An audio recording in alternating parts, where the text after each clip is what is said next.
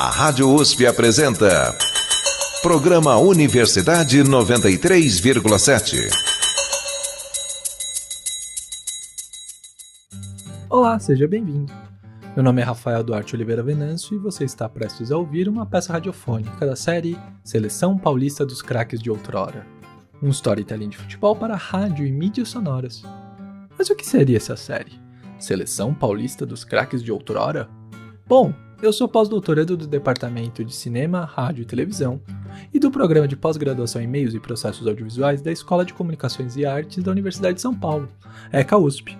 Meu pós-doutorado se intitula Futebol não é só no gramado, a narrativa no radiodrama esportivo de Estevan San Girardi, tendo como supervisor o professor Dr. Eduardo Vicente. Ora, tendo o mote posto inverso pelo jingle de abertura do show de rádio, que afirma que o futebol não é só no gramado, eu quis demonstrar que Estevan San Girardi e sua equipe desenvolveram uma narrativa inteira, com personagens e mundos possíveis, unindo elementos performativos da tradição humorística do rádio brasileiro, da cena radiodramática paulistana e da comunicação esportiva e do próprio futebol em si. Para minha reflexão teórica, eu utilizei teóricos da dramaturgia, da pragmática, da narratologia, da psicanálise, e eu verifiquei como Estevan San Girardi construiu um rádio de autor que coloca o futebol enquanto uma centralidade de mordidura, e um tecido ficcional que trabalha o real, o verossímil, o imaginado e o inventado, sem distinção alguma. Assim, um dos meus resultados de pesquisa é essa série radiofônica, Seleção Paulista dos Craques de Outrora, onde coloco à prova o que encontrei na minha pesquisa de pós-doutorado, bem como coloco em prática aquilo que teorizei e refleti de acordo com o meu olhar de mundo. Para mim, Estevan San Girardi foi um dos pioneiros do rádio de algo que chamam nos estudos ficcionais de processo historicizante. Sim, historicizante de história com E, para distinguir daquele historicizante da famosa história com H. A palavra história, com E, representa a tradução possível do inglês story, que indica as narrativas que necessariamente não são históricas, englobando algum grau que seja de ficção, seja de subjetividade ou mesmo de imaginação. O processo historicizante seria você observar a história com H e fazer uma história com E. Tem gente que chama isso de ficção histórica, mas eu acho até válido. No entanto, vale a pena retomar o uso da palavra história com E. É algo importante num mundo cada vez mais carente de narrativas. Isso faz essa minha ideia de processo historicizante entrar no campo dos estudos do storytelling, que para muitos foi fundado por Walter Benjamin em seu texto O Narrador, que em inglês é chamado de The Storyteller, ou seja, o contador de histórias. Assim, Estevan San Girardi fez um processo historicizante no show de rádio, porque ele conta, usando o radiodrama movido por personagens que são mascotes sonoros dos times de futebol de São Paulo, fatos ocorridos no jogo de futebol que acabara de acontecer. Algumas vezes, o show de rádio era transmitido no intervalo, contando as interações dos personagens sobre os eventos do primeiro tempo. Era uma maneira muito dinâmica de fazer rádio esportivo, e especialmente fazer jornalismo esportivo. Na minha opinião, Estevan San Girardi e equipe foram para o rádio que Tomás Mazzoni, Nelson Rodrigues, Mário Filho, Armando Nogueira, José Roberto Toreiro foram para o texto escrito de futebol. Todos são grandes exemplos do que chamamos normalmente de cronistas esportivos. No entanto, para o meu pós-doutorado, não bastava estudar o show de rádio Estevan San Girardi e teorizar isso de processo historicizante. Eu precisava fazer esse storytelling sonoro. Eu precisava criar essas histórias com E sobre o futebol. Eu penso em 4 motivos, 4 justificativas provocadoras. Programa Universidade 93,7. Primeiro, isso era necessário para mostrar que o processo não era simplesmente uma genialidade autoral do Estevan San Girardi, mas sim um procedimento, quase uma estilística, logo possível de ser encontrada em mais autores, bem como repetida. Segundo, isso era necessário para mostrar que a mídia sonora está mais viva do que nunca. Desde o meu doutorado, que eu defendi na ECA USP em 2013, defendo que o rádio não morreu. O aparelho de rádio pode morrer, mas o rádio como linguagem midiática sobreviverá sempre. Basta ver os podcasts de agora. Terceiro, isso era necessário, né? É necessário que é possível fazer ficção sonora. Que esse mundo de ficção sonora, de radiodrama, não é restrito àquela era de ouro do rádio dos anos 30, dos anos 40 do século passado, né? As suas radionovelas, tudo. É possível produzir e ouvir personagens ficcionais no século XXI, seja no rádio, seja nos podcasts. E por fim, um quarto motivo, a ficção esportiva. Para mim hoje o futebol, melhor dizendo, o jornalismo esportivo de futebol está dominado por duas tendências. De um lado, pelas brigas de opinião vazia das mesas redondas. De outro lado, pelos números sem sentido de biometrias ou de jogadas táticas. Parece que aquela poesia dos cronistas esportivos não tem mais espaço. Com esses 4 motivos em mente, me veio a ideia de produzir a série radiofônica Seleção Paulista dos Craques de Outrora. São 12 peças radiofônicas. 12 histórias de futebol feitas a partir da história de um craque do passado de um time paulista de futebol. Tudo dentro dos princípios do storytelling. Vamos entender um pouco desse projeto e como essa ideia de processo historicizante o tornou possível? A série radiofônica Seleção Paulista dos Craques de Outrora são 12 peças radiofônicas de minha autoria. No entanto, qual o motivo desse número? 12 é o número de jogadores titulares do futebol mais o técnico. Assim, no conjunto da série, eu pude fazer uma seleção paulista funcional. Uma seleção paulista naquele molde antigo do Campeonato Brasileiro de Seleções Estaduais. Os mais velhos devem se lembrar. Claro que muitos nomes e times não couberam em 12 lugares narrativos. Mas tentamos ser justos na medida do possível. E, claro, aqui é uma valorização do passado, não estamos falando de jogadores do tempo presente. A primeira história é de goleiro. Não estamos falando de qualquer goleiro, mas sim de Gilmar dos Santos Neves, campeão com o Brasil na Copa de 58 e 62. Falaremos sobre os tempos dele como júnior no Jabaquara, time da cidade de Santos. Quem nos conta essa história é o personagem Miguel, um jornaleiro de origem espanhola da Ponta da Praia em Santos. Já a segunda história é de lateral, talvez o maior lateral direito de todos os tempos, de Djalma Santos, astro da Associação Portuguesa de Desportos. Quem nos conta essa história é o personagem Manuel, um padeiro português fanático por futebol, morador do bairro da Parada Inglesa em São Paulo. A terceira história é de Beck, defensor de primeira, quase um super-herói dos gibis. E de arte, foi bicampeão pelo 15 de Piracicaba, e jogou mais de 500 jogos em 20 anos pelo time alvinegro. Quem nos conta essa história é uma releitura minha de um personagem que é praticamente um arquétipo do caipira paulista, o Nhoquim. A quarta história é de um zagueiro de classe. Urbano Caldeira marcou tanto o Santos Futebol Clube que virou o nome do estádio da vila mais famosa do mundo, sendo palco para Dorval, Mengalvio, Coutinho, Pelé e Pepe. Quem nos conta essa história é o personagem Mãozinha, um feirante que vende peixe fresquinho, vindo das docas do Porto de Santos.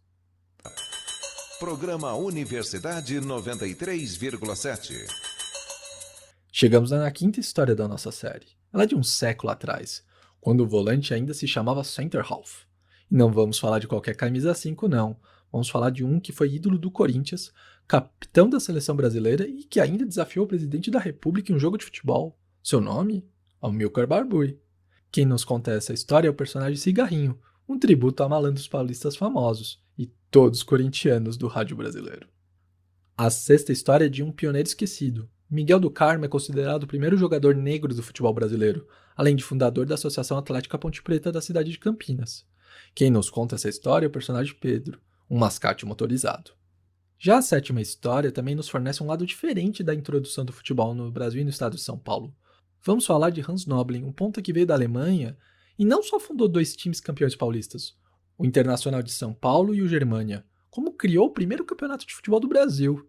Quem nos conta essa história é o personagem Heinrich, um cantineiro alemão do bairro paulistano de Pinheiros. A nossa oitava história é de um craque máximo, Leônidas da Silva e sua vinda para o São Paulo Futebol Clube. Quem nos conta essa história é o personagem Advogado Canindé, baseado em um primeiro protótipo de mascote na imprensa esportiva para o tricolor do Morumbi, quando ele ainda jogava na chácara do Canindé, hoje campo da Portuguesa. Tal como não podia faltar, a nossa nona história é de um centroavante, o grande astro do futebol brasileiro. Falamos de Friedenreich, craque do Paulistano e do São Paulo, herói destemido tanto nos campos de futebol da América do Sul, como no campo da batalha da Revolução de 32. Quem nos conta essa história é o personagem Almeida, um poeta com alma bandeirante. A 10ª história é de um ponta de lança, hein? A posição normalmente dada para a camisa 10. Falamos de Pinga, jogador do Juventus da Moca, camisa 10 goleador, que vestiu a 10 da seleção brasileira antes daquele que seria seu dono definitivo, o Rei Pelé. Quem nos conta essa história é o personagem Zinho, um moleque bem travesso tal como o Clube Grená. Já a 11ª história era uma que não podia faltar. A história do atacante que é o pai do futebol brasileiro. Sim, ele mesmo, Charles Miller, craque do SPAC e do SPR. Times da comunidade inglesa que sobrevivem até hoje no Nacional Atlético Clube. Quem conta essa história pra gente é o personagem Mr. Fowler. Por fim, a 12ª história é do técnico dessa maravilhosa seleção paulista de outrora, criada narrativamente por mim. É o técnico que elaborou o futebol bonito da Academia do Palmeiras. Ele que foi o técnico da seleção brasileira em um único amistoso do Mineirão. Ele que era, pasme, argentino. Estamos falando de Filippo Nunes. Quem nos conta essa história é o personagem Domenico Filippo, um dono de bar italiano fanático pelo antigo Palestra Itália. Pois bem, assim temos a série radiofônica Seleção Paulista dos Craques de Outrora. Hoje você ouvirá um desses 12 programas. Caso você tenha perdido algum deles aqui na transmissão do programa Universidade 93.7 da Rádio USP FM, não se preocupe. Eles também estão disponíveis digitalmente. Uma das formas que você pode encontrar eles é no site Jornalismo Esportivo ECA USP, mantido pelo Departamento de Jornalismo e Editoração da Escola de Comunicações e Artes da Universidade de São Paulo. Acesse www.usp.br/cje/esportivo para encontrá-los. É isso. Eu sou Rafael Duarte Oliveira Venâncio e você ouvirá uma das peças radiofônicas e storytelling de futebol da série Seleção Paulista dos Craques de Outrora. Uma boa história dos gramados para todos. Programa Universidade 93,7. Hoje a peça radiofônica da série Seleção Paulista dos Craques de Outrora é O Goleiro Campeão do Mundo que Treinava na Areia, escrita por Rafael Duarte Oliveira Venâncio. E aí, bom dia, o que você vai querer? Claro que temos figurinha aqui de que álbum que você deseja. Ah, da Liga do Campeonato Espanhol? Ah, temos. Quantos pacotinhos mesmo? Perfeito, eu posso te perguntar uma coisa? Você gosta de futebol espanhol, né, pelo jeito? Ah, sim, claro, quem não gosta, né?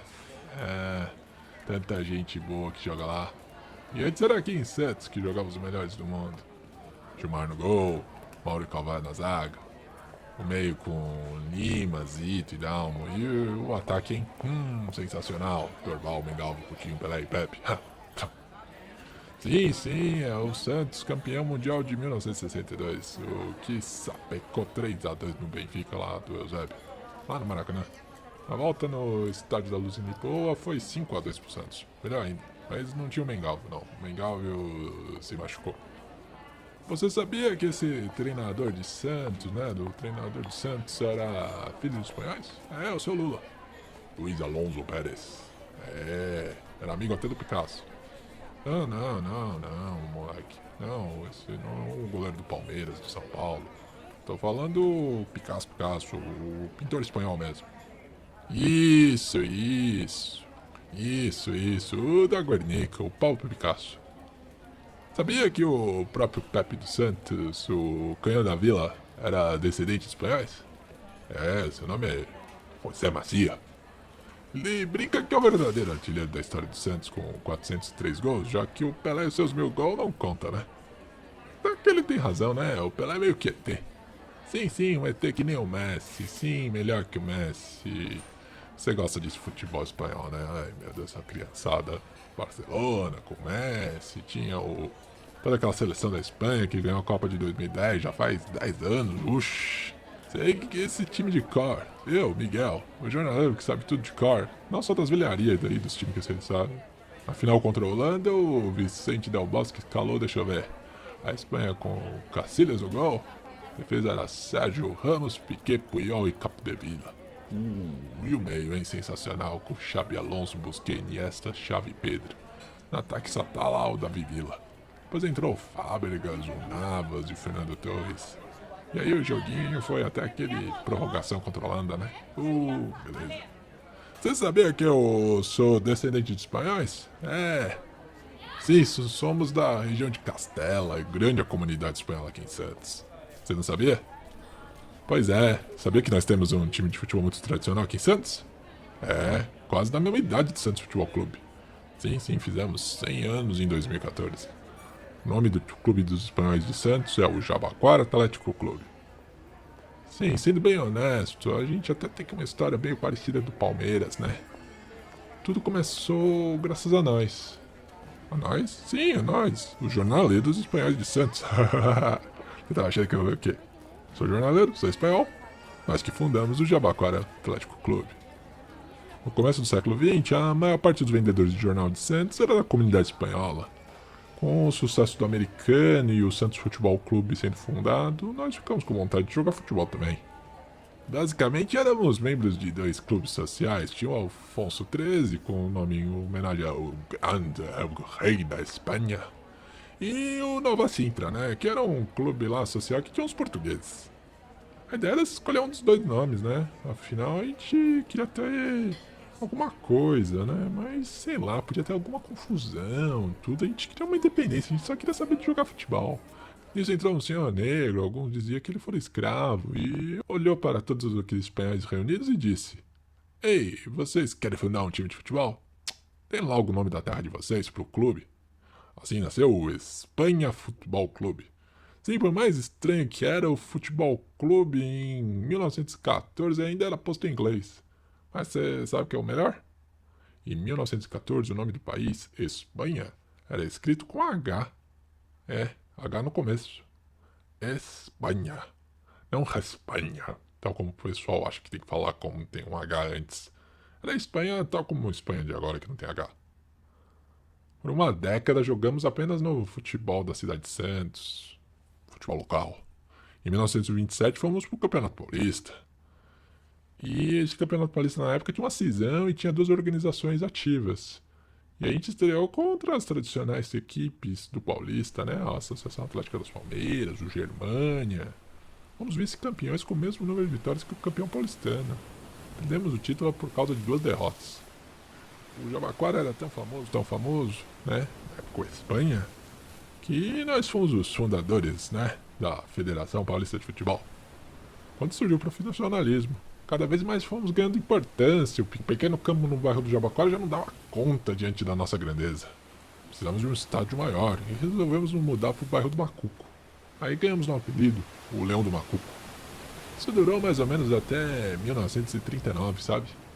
O proprietário do terreno que o Espanha alugava como sede no Macuco também era sócio do clube, o espanhol Antônio Alonso. E ele resolveu vender a propriedade, queria ganhar dinheiro. Mas ele amava o Espanha, ele tinha um acordo com o time. Assim que ele vendesse o terreno no Macuco, ele doaria parte do valor para o Espanha adquirir um estádio próprio. Com isso, o Espanha comprou um terreno aqui na ponta da praia, aqui do ladinho. Sabe? Não muito longe de onde a gente tá. É pra ter um estádio aqui. Por que não tem? Ah, garoto fã do Messi. O fato de não ter um estádio aqui indica porque você também não conhece o Jabaquara Atlético Clube. Bem como não estamos mais na elite do futebol paulista. No mesmo ano que o Antônio Alonso vendeu o terreno, começou a Segunda Guerra Mundial e 3 anos depois, em 1942, o Brasil vivia sob o Estado Novo de Getúlio Vargas. Vargas tomou a decisão de entrar na guerra dos lados aliados contra o eixo, né? E com isso alemães, italianos, japoneses se tornaram inimigos dos brasileiros da noite por dia. Mesmo os que viviam aqui por anos, por décadas. Todas as associações com nomes que remetiam a esses países do eixo, da Alemanha nazista, da Itália fascista, do Império do Japão, tiveram que mudar seus nomes. Então lá em São Paulo, o Palestra Itália virou Palmeiras. Belo Horizonte, o Palestra Itália virou Cruzeiro. Lá o Germânia, lá em São Paulo, virou Pinheiros. Apenas o Palácio de São Bernardo que não mudou de nome. O presidente, um dos diretores, era professor de grego e explicou que palestra não era uma palavra italiana nem significava Itália. Era grego. E os gregos não eram do eixo. Então deixaram passar o Palácio de São Bernardo. Só que tem um problema.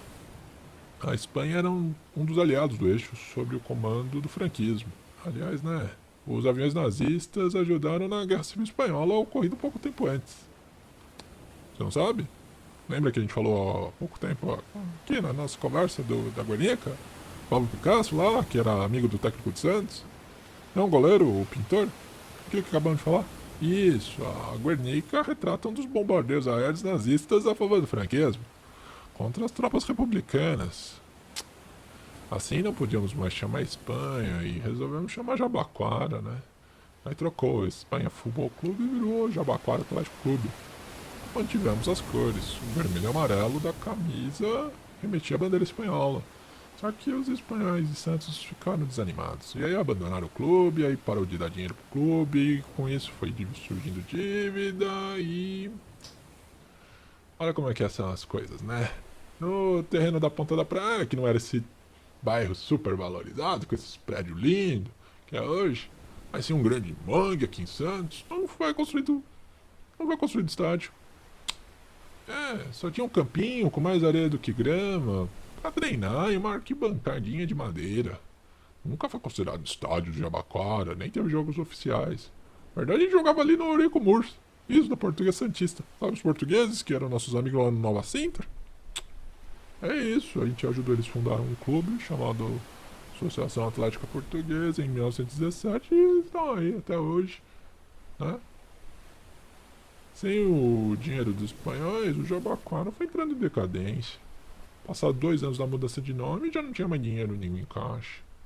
Assim, em 1944, um grupo de investidores de Santos comprou o terreno. Era quase 31 mil metros quadrados, dizem. E a gente até que treinou por mais 10 anos sobre ele, até antes deles começarem a construir esses prédios tudo. Sabe qual que é a ironia? Foi nesse período que o Jabaquara revelou jogadores ótimos. Da seleção brasileira mesmo, mas teve que logo ir vendendo pra ir saldando as dívidas diárias. Primeiro foi o Baltazar, o cabecinha de ouro. Ele foi vendido quase na mesma época da venda do terreno. O Baltazar foi vendido pro Corinthians e virou um dos maiores artilheiros da história do clube. 5 anos depois era jogador da seleção brasileira na Copa de 50 e depois titular em 54. E acha que parou por aí? Não, tem uma história ainda mais impressionante de jogador que o Jabaquara deixou escapar pelos dedos. Lembra do Gilmar que eu te falei? O do Santos campeão do mundo? Aquele que venceu o Benfica, tal. Esse mesmo, esse Gilmar. Gilmar é escrito com Y no lugar do I. Mas o pessoal às vezes esquece. Gilmar dos Santos Neves. Começou no Jabaquara com 15 anos de idade. Goleiro do reserva. Ninguém levava muita fé nele lá em 1945. Mas o Gilmar treinava todo dia no campo da Ponta da Praia. Que não era mais uma propriedade nossa, né? Mas a gente tava no usufruto. Treinava debaixo de uma trave onde mal nascia grama, só tinha areia. E treinou de 45 até 1950. Em 1950, madre de Deus, o Jabaquara teve o pior campeonato de sua história, não perdia, mas tudo acontecia de errado. Diversos jogadores machucavam, abandonavam o clube, nossa, as dívidas cresciam, tava difícil, não tinha dinheiro da comunidade espanhola. E de tanto faltar jogador, o Gilmar teve chance no gol, até que foi bem, né? Mas o que acontece? Foi a pior campanha da história do Jabaquara e ia ser rebaixado. No entanto, o time de espanhol, apesar de não ter dinheiro, tinha bom advogado. E os advogados do Jabaquara encontraram lá na ata de fundação da Federação Paulista de Futebol que fundadores jamais poderiam ser rebaixados da primeira divisão. Lembra quem era fundador da Federação Paulista de Futebol? Isso, o Jabaquara. Lembrou, né, que eu disse sobre isso. Que bom que você tá escutando essa história. Você vai aprender que futebol espanhol é mais do que La Liga, mais do que Messi, que é argentino, mas joga lá no Barcelona, não tem pão. Então, com essa cláusula de fundação, o Jabaquara não podia ser rebaixado, mesmo sendo o último do campeonato. Isso surge o termo Jabaquarada. É um dos primeiros termos que o futebol brasileiro encontrou pro famoso tapetão.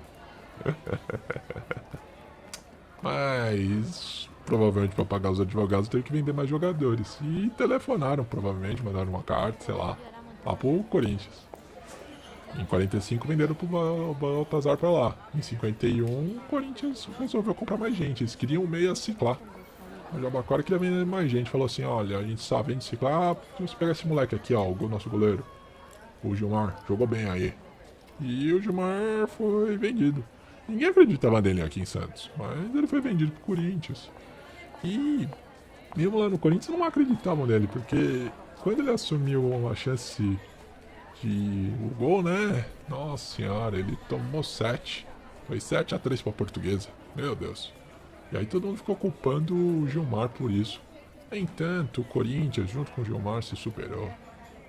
Corinthians, com o Gilmar no gol, foi campeão paulista de 51, 52 e 54. Foi o famoso torneio do quarto centenário. Foi campeão do Rio São Paulo de 53, 54 e campeão da pequena taça do mundo de 53. Foi defendendo o Corinthians que o Gilmar virou titular da seleção brasileira, campeão da Copa de 58. Só que, como é que é? O Gilmar tinha uma fama e acabaram dizendo que ele era azarado. E aí, desde 54 o Corinthians não ganhava título. Começam a criticar o Gilmar. Em 61 ele vai pro Santos. Além de ser convocado como goleiro titular para a seleção brasileira bicampeã na Copa de 62, Gilmar e o Santos conquistaram juntos o Campeonato Paulista D. Presta atenção.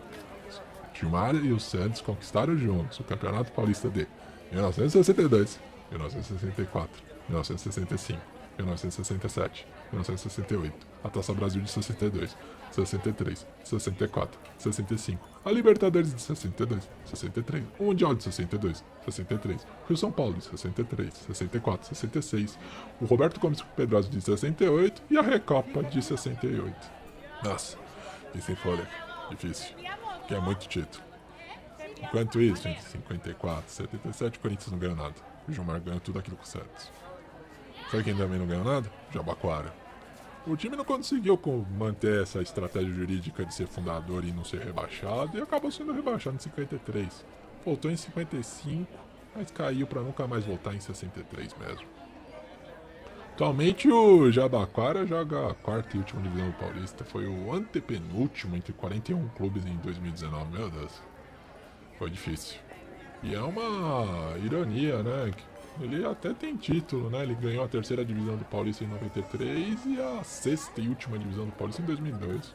Mas é uma grande ironia que o Campeonato Espanhol é um dos melhores do mundo e o time espanhol de São Paulo às vezes é considerado um dos piores.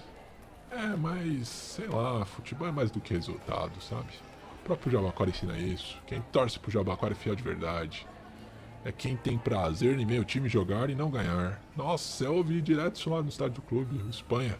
O estádio do Jabaquara ele conseguiu construir. Fica lá na Caneleira, pertinho de São Vicente. Não é longe. Eu mesmo vou lá direto. Mesmo que seja o jogo da quarta divisão, que agora é a última divisão do Paulista.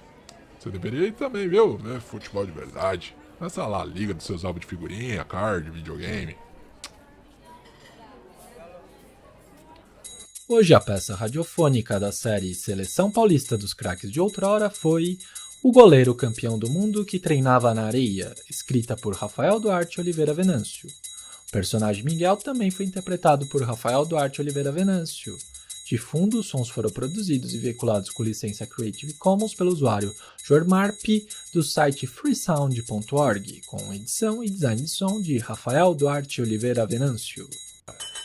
Programa Universidade 93,7.